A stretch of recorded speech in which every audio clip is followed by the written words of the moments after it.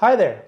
Welcome to the Small Business Coffee Break, the video series where we take a few minutes to work on your business, not just in it. This week we're talking with Tamika Bickham of the TB Media Group about why should your small business start a podcast?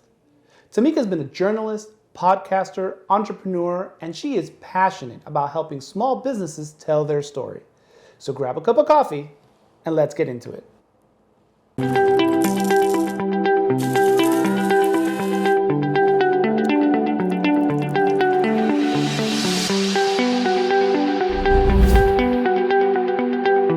And talking about your content, one of the interesting things you do is you have a podcast. For those people who maybe are watching this who don't quite know what a podcast is, would you mind letting us know? Oh, well, if you don't know what a podcast is, you're probably living under a rock right now. Especially if you're watching this on YouTube, but still. Exactly. Just in case. A podcast is pretty much, there's a lot of different formats, but it is an audio version of some sort of, talk entertainment, I guess you could call it. Is that a good description? I think it's, my description for it is like it's like an old-timey radio show. There you go. That you get through your fancy schmancy smartphone. Exactly. That you can find on multiple different apps, online. A lot of them are now being adapted to video, which is how I produce my podcast, as a video podcast. My format is an interview, two-person or two-shot kind of style interview. Some people create podcasts where it's just them talking on specific issues or... Ooh. Yeah, you would think that there was drag racing going on. It's okay, most of it doesn't come out. I always get afraid, but most of it doesn't come out. Yeah. So they're different formats. You do yours, it's video, and yours is also not related necessarily to what your business does.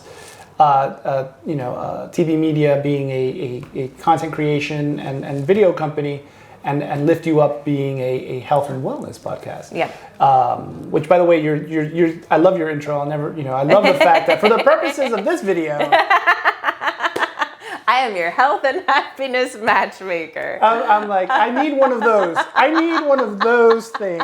If I can get one of those, I would be so much better. Oh, as someone who creates content, sometimes you spend too much time watching other people's content and wondering, how do I do that? But podcasts, have you found the podcast to be a boon to your media business? Yeah, that's a great question, because it's funny, because I had somebody tell me the other day there's only a 5% ROI on free content. Mm-hmm. And I was like, I'm going to do a little more digging into this, but I don't know if I totally agree on that. It depends how you look at it. The reason I started the video podcast was for a couple of reasons. One being that I think as a creator, we have to sometimes carve out the space to just create for ourselves and for fun.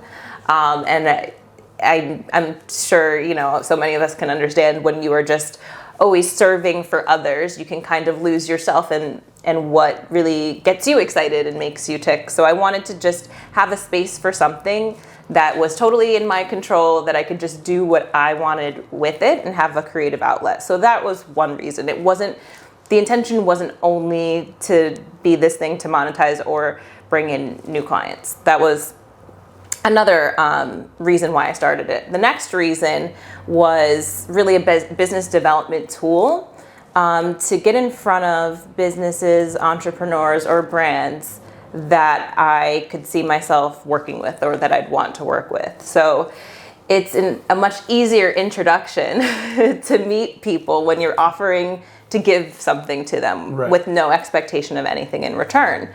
So that was really the tactic there. Like, hey, when you give, you get, and right, I'm going to give to people that I could potentially want to get from. Right. By inviting them on and creating this great content that is really used to tell their story and also promote them. The next reason was while it is health and wellness focused, and the brands that I invite on usually have some health aspect, or I'd say purpose-driven type of story that I think people can connect to, the reason that I really wanted to invite those types of brands on is to also show the power of storytelling. So it's kind of my showing instead of telling. Exactly. Proof of concept. Because I find that most businesses don't necessarily connect the two.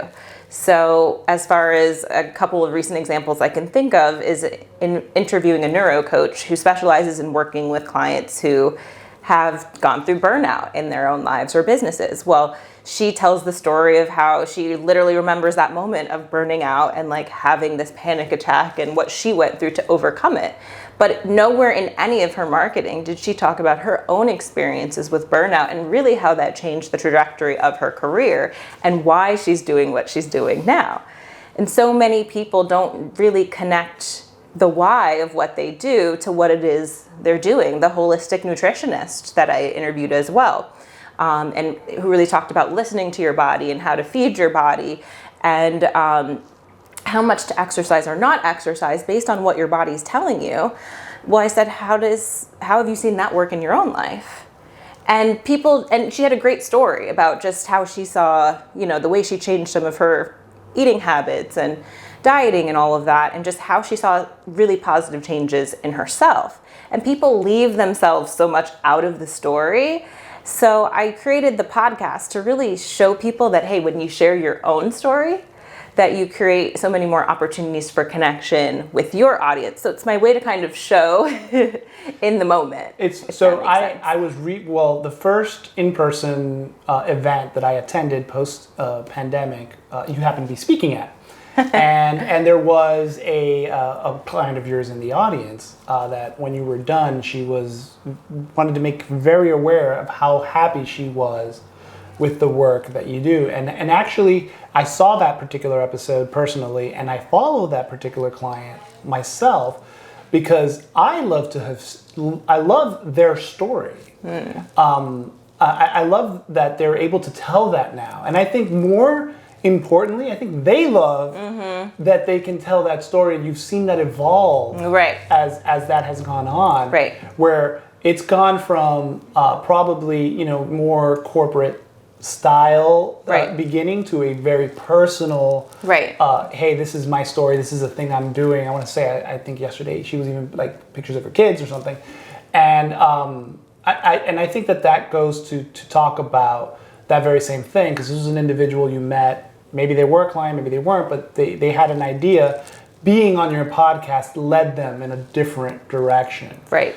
And I think that's something that kind of marketing, podcast marketing that can do that kind of work is so, it can be such a boon to a business. Right. Because people are hungry for information, they're hungry for connection, they're hungry for a lot of these things. These are tools that are used by large corporations and even small ones all the time to get us, to entice us to do that thing. But we have that ability within us. Right. If A, you have a well-crafted story, B, you have a process that makes sense, because I got to imagine that takes a ton of time. It does. We've got it down to a pretty good process and team, and it's kind of clockwork. We work well together, but it is, it's either going to be very time consuming or, an expense, to produce as well, if you want to do it of a certain level. I don't think everybody needs to go super high quality on their content. Even coming from the video production world, I always like to say this: people forgive quality when there's a good story. So I think story is first, because if you're connected and somebody's tuned in and they just are hanging on to every word and want to know what's next, they'll forgive almost anything. Almost anything except very terrible audio. No one forgives terrible audio. If they can't hear you or they're struggling to make out the words. Nobody agrees on anything in the United States in 2021. Everyone agrees that terrible audio loses people. Absolutely. We can certainly agree on that. On that one thing, yes. Let's keep the conversation going. If you have any questions for Tamika, ask them in the comments, or her contact information is in the description. If you have any questions you'd like me to ask Tamika or any other professional in their field, my contact information is also in the description, and I'm always open to a DM. See you next week for another cup of coffee and more questions answered.